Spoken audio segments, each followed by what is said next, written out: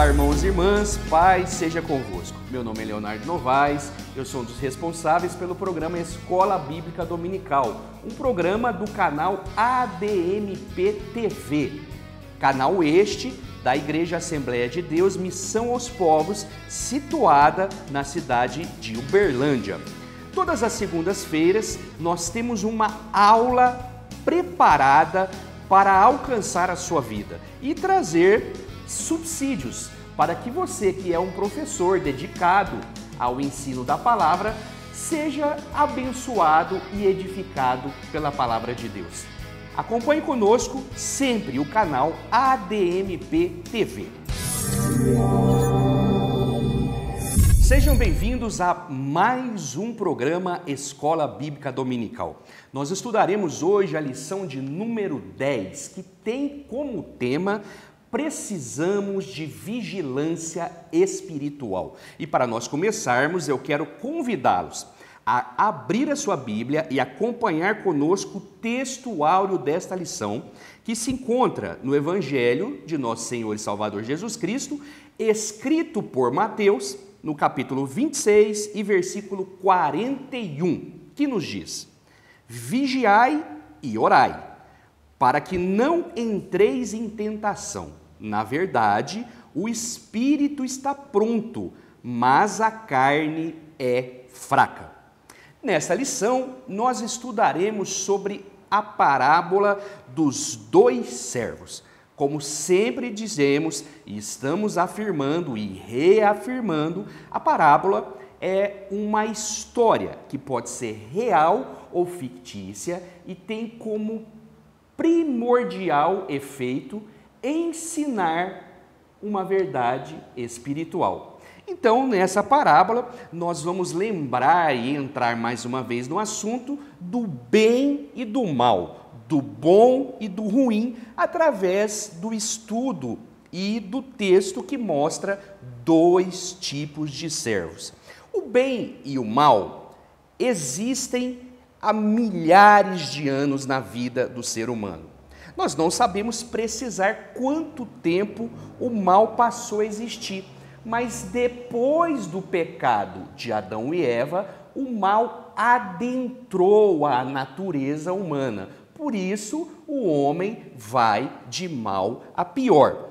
Já dizia Maquiavel, o homem é mau por natureza, a menos que precise ser bom. Então, é da natureza do homem ser mau por causa do pecado.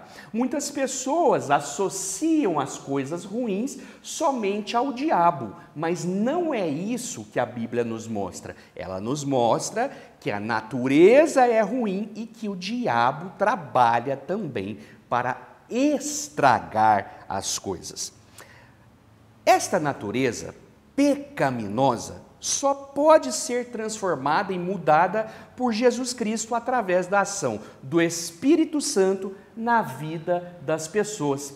Vamos ler um texto que se encontra na carta de Paulo aos Efésios, capítulo 2, versículos de 1 a 3, na tradução da Bíblia Viva, que nos diz: Antigamente, vocês estavam sob a maldição divina, condenados eternamente por causa dos seus pecados, seguiam a multidão e eram bem igual a todos os outros, cheios de pecado e obedientes a Satanás, o poderoso príncipe do poder dos ares, que está operando agora mesmo no coração daqueles que estão contra o Senhor.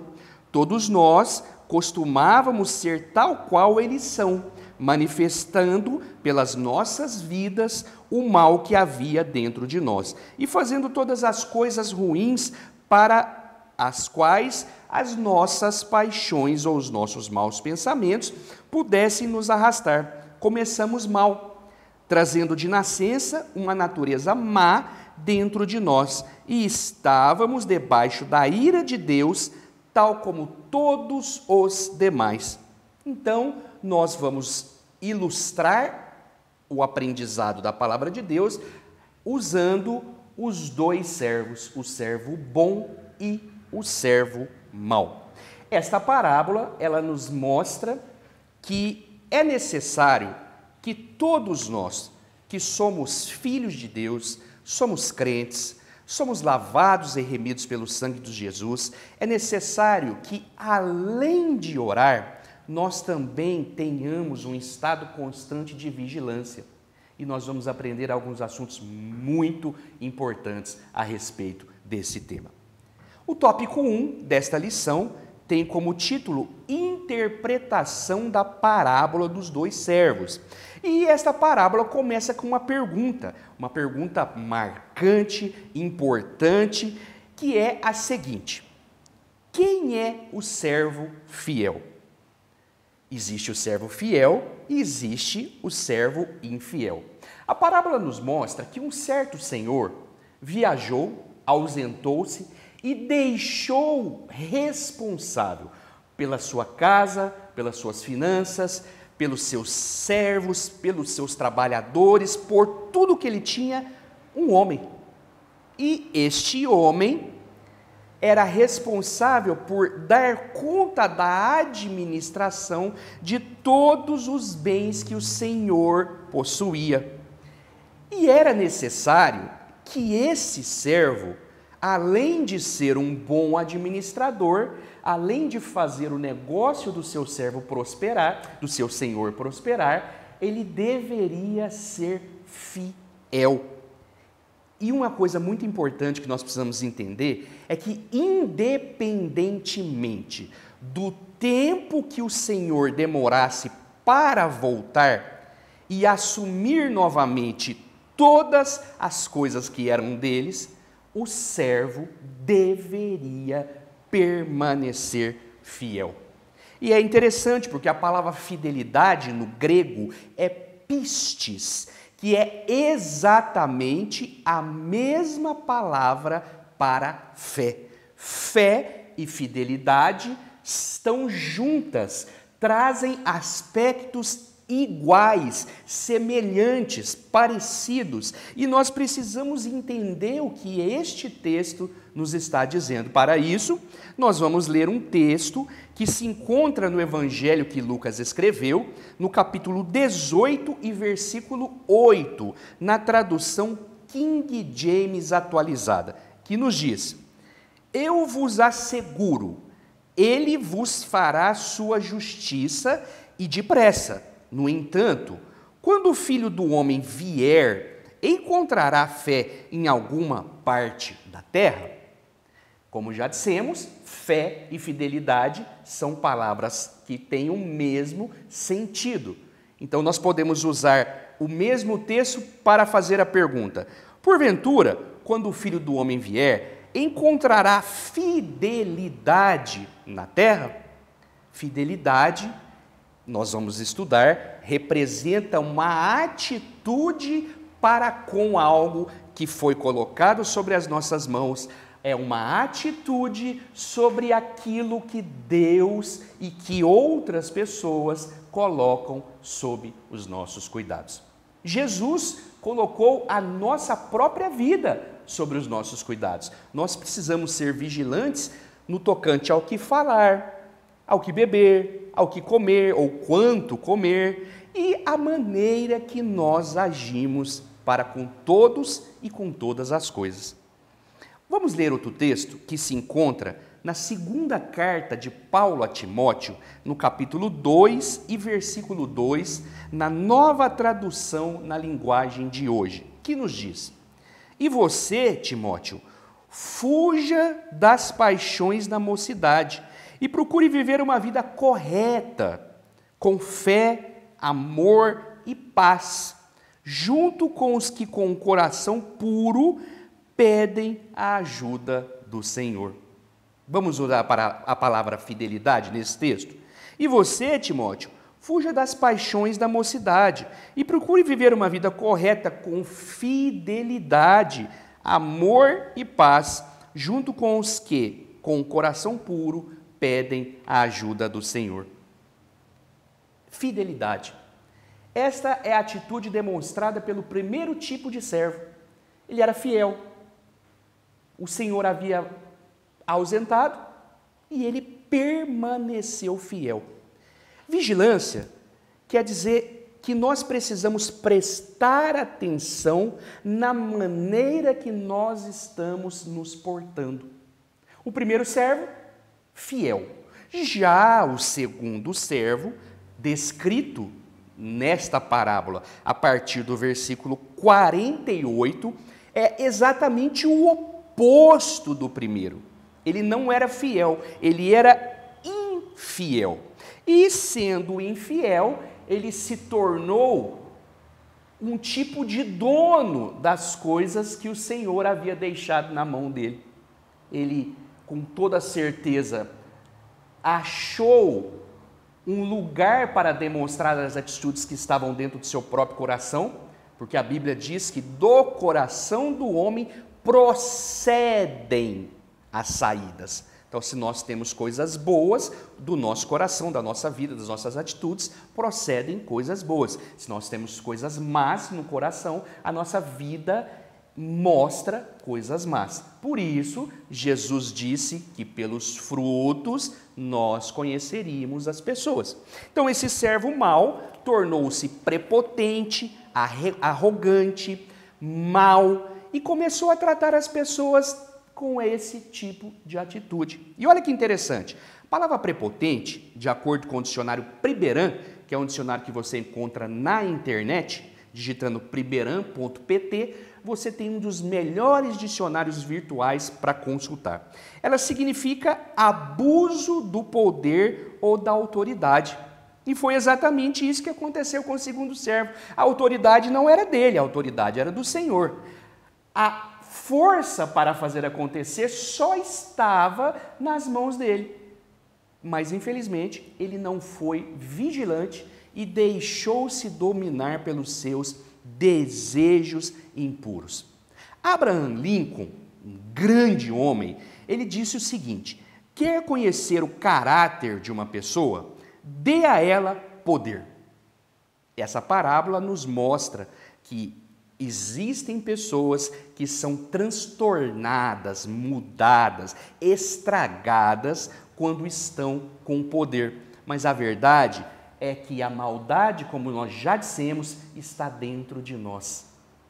E se nós não vigiarmos e sermos constantemente trabalhados pela palavra de Deus, através da ação do Espírito Santo, nós praticaremos o que nós conhecemos como velhas obras.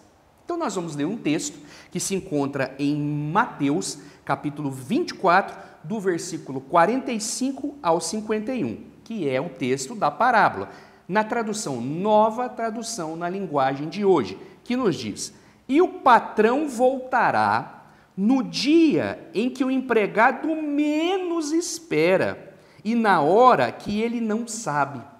Aí o patrão mandará cortar o empregado em pedaços e o condenará a ir para o lugar onde os hipócritas vão. Ali ele vai chorar e ranger os dentes de desespero. Um dia, Jesus vai voltar. E como é que ele achará a minha e a sua vida? Com fidelidade ou com infidelidade? Preparado ou sem preparação? Pense nisso. Nós precisamos orar? Sim, como nunca. Mas nós precisamos vigiar, porque depende única e exclusivamente de nós. Nós vamos entrar no tópico 2, que tem como título um chamado à vigilância.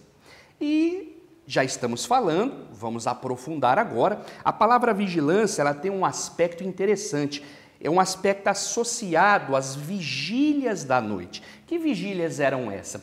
Eram os turnos da noite. A noite começa às 18 horas, na nossa cultura, e vai até às 5 horas e 59 minutos da madrugada, pois às 6 horas já é dia. Então, as vigílias da noite, ou nas vigílias da noite, os guardas trocavam turnos. E para que nada fosse prejudicado, nenhum tipo de exército os dominasse, nenhum tipo de ladrão os roubasse, esses guardas precisavam estar acordados e atenciosos, porque além da vida deles, outras vidas estavam sobre a sua responsabilidade. Veja que coisa séria. A vigilância, no caso das rotinas dos guardas, estava responsável, ou era responsável, melhor dizendo, pela vida da própria pessoa, do próprio guarda, e também pela vida de outras pessoas. Vamos trazer para os nossos dias, imagine um pastor, um homem de Deus, que é responsável por um rebanho. Se ele não vigia, sendo um exemplo a ser seguido, porque o próprio Paulo diz que ele imitava a Cristo e ele desejava que as pessoas imitassem a ele, assim como ele imitava a Cristo. Ou seja, sede meus imitadores, como eu também sou imitador de Cristo. Se ele é um homem de Deus, no qual as pessoas se espelham, no qual as pessoas confiam, se ele erra, o prejuízo não é só dele, o prejuízo, infelizmente, acompanha, assola, resvalece em outros. Então nós precisamos tomar muito cuidado, você, eu e cada uma das pessoas que tem algum tipo de influência sobre outras. Todos nós precisamos vigiar. Vigilância é o tema principal desta parábola. E na mesma fica claro que o Senhor, tendo se ausentado, um dia ele voltaria. Jesus vai voltar um dia para buscar a minha vida e buscar a sua vida. Quando ele voltar, como ele nos encontrará? Pense nisso. Deixe a sua sala de aula pensativa, refletindo sobre este texto. Antigamente, as pessoas que eram tidas como cristãos, eles podiam comprar nas antigas vendas sem nenhum tipo de responsabilidade, no sentido de que eu não preciso deixar um penhor, porque o dono da venda sabia que no dia correto aquela pessoa voltaria para pagar. Infelizmente, as pessoas estão manchando o evangelho com essas atitudes mentirosas, hipócritas, falsas, sem sinceridade, e isso é algo extremamente danoso, prejudicial. Vamos ler outro texto que se encontra em Lucas, Evangelho de Nosso Senhor Jesus Cristo, segundo Lucas, escrito por Lucas, no capítulo 12, versículos 35 a 38, na tradução de João Ferreira de Almeida, atualizada. Cingido esteja o vosso corpo e acesas as vossas candeias. Sede vós semelhantes a homens que esperam pelo seu Senhor, ao voltar ele das festas de casamento, para que, quando vier e bater à porta, logo lhe abram. Bem-aventurados aqueles servos a quem o Senhor, quando vier, os encontre vigilantes. Em verdade vos afirmo que ele há de cingir-se e dar-lhes lugar à mesa, e, aproximando-se, os servirá. Quer ele venha na segunda vigília, quer na terceira, bem-aventurados serão eles, se assim os achar. A palavra cingido, quando nós procuramos nos dicionários da língua grega, ela tem o sentido de apertado, de abraçado ao peito com força, de preso por um cinto que o mantém firme. Então, quando o Senhor voltar, nós precisamos estar firmes, cingidos, apertados por algo que nos segura. O que nos segura? O Espírito Santo de Deus. Isso é o que nos segura, nos ensina, nos capacita, nos torna melhores a cada dia. Vamos ler outro texto? Primeira carta de Paulo aos Coríntios, capítulo 4, versículos 1 e 2, na tradução King James atualizada, que nos diz: portanto, Todas as pessoas devem nos considerar servos de Cristo, encarregados dos mistérios de Deus. Além disso, o que se requer de todos aqueles que têm esta responsabilidade é que vivam fielmente. Então, nós vamos entrar no tópico 3 desta aula, que tem como título Vivendo com Discernimento.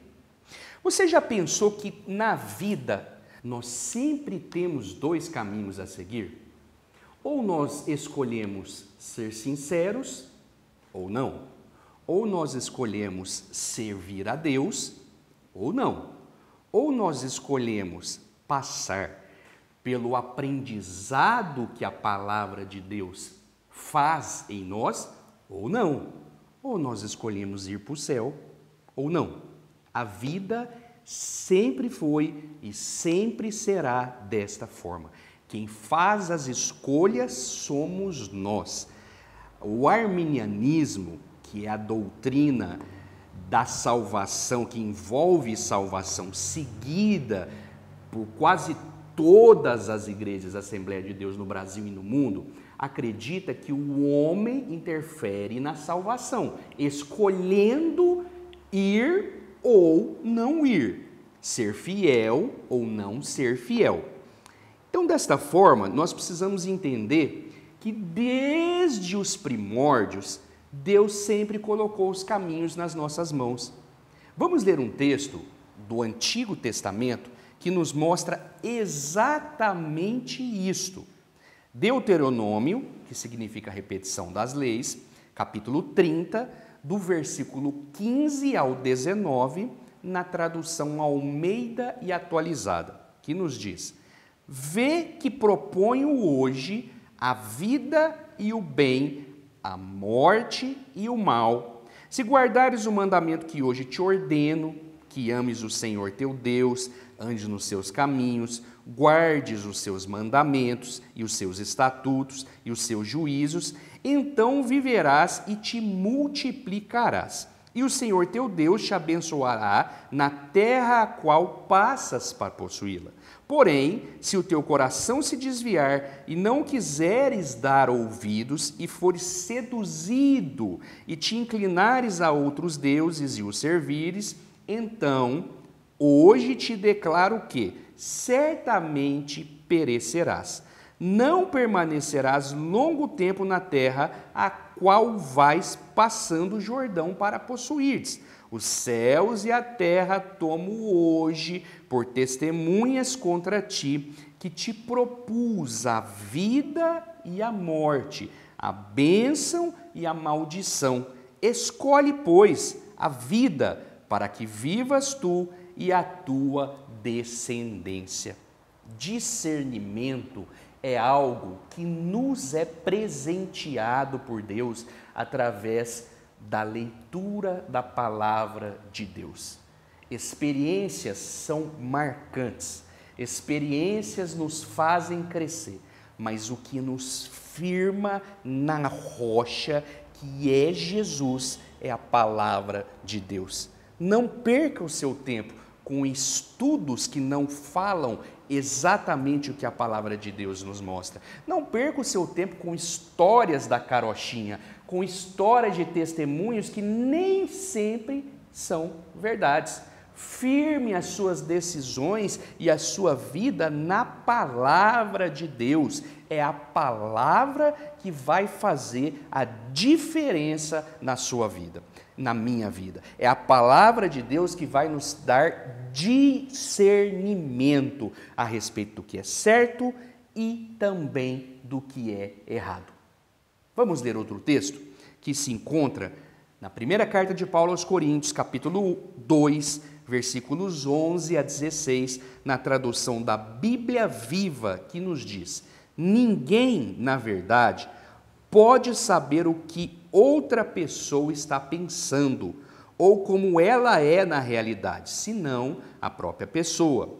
E ninguém pode conhecer os pensamentos de Deus, a não ser o próprio Espírito de Deus. E Deus efetivamente nos deu seu Espírito, não o Espírito do mundo, para nos informar a respeito dos admiráveis dons de graça e bênção concedido por Ele a nós.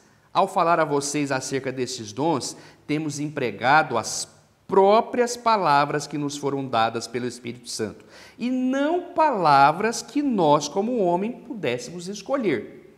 Assim, usamos as palavras do Espírito Santo para explicar as realidades do Espírito Santo. Entretanto, o homem que não é cristão não pode entender, nem tampouco aceitar esses pensamentos de Deus que nos são ensinados pelo Espírito Santo. Parece-lhe absurdo, porque só aqueles que têm o Espírito Santo de Deus, de si mesmo, é que podem compreender o que o Espírito Santo quer dizer. Os outros simplesmente não podem perceber. O homem espiritual, porém, tem a percepção de todas as coisas e com isso incomoda e confunde o homem do mundo, que não pode de maneira nenhuma entender o homem espiritual. E como é que poderia? Porque ele verdadeiramente nunca pôde conhecer os pensamentos do Senhor, nem discuti-los com ele, nem tampouco mover as mãos de Deus através da oração. Mas, por estranho que pareça, nós cristãos possuímos efetivamente dentro de nós uma parcela dos próprios pensamentos e da mente de Cristo. Esta parábola nos fala a respeito de dois servos. Um servo que, a despeito do seu senhor ter saído e ter ficado ausente, resolveu permanecer fiel. Outro servo que aproveitou a oportunidade da ausência do seu senhor para fazer tudo o que desejava de errado. Ele agiu de forma enganosa, prepotente, maldosa. E quando o Senhor voltou, o resultado nós já aprendemos. Que tenhamos sabedoria, que vivamos de forma piedosa, fiel, agindo com vigilância, tendo certeza que um dia Jesus voltará e Ele quer encontrar a nossa vida agindo com fidelidade. Que Deus nos abençoe ricamente em Cristo Jesus. Este é o programa Escola Bíblica Dominical.